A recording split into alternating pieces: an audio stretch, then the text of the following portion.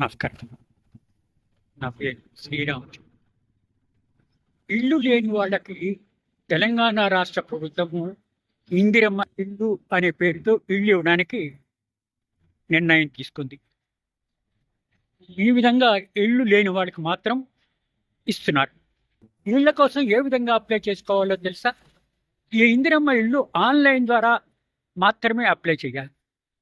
ఇందిరమ్మ ఇల్లు స్కీమ్లో భాగంగా రాష్ట్ర వ్యాప్తంగా 580 మోడల్ హౌస్లను నిర్మించబోతోంది రాష్ట్ర గృహ నిర్మాణ శాఖ.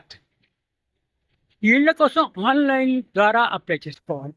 ఇంకెందుకు ఆలస్యం, వెంటనే ఆన్లైన్ ద్వారా ఇందిరమ్మ ఇల్లు స్కీమ్లో చేరండి. మీ అదృష్టాన్ని పరీక్షించుకోండి. మీకు ఇల్లు అలాట్ అయితే మీ అంత అదృష్టవంతులు ఎవరూ ఉండరు. ఇంకెందుకు ఆలస్యం, ట్రై చేయండి. వెంటనే మీ అదృష్టాన్ని పరీక్షించుకోండి.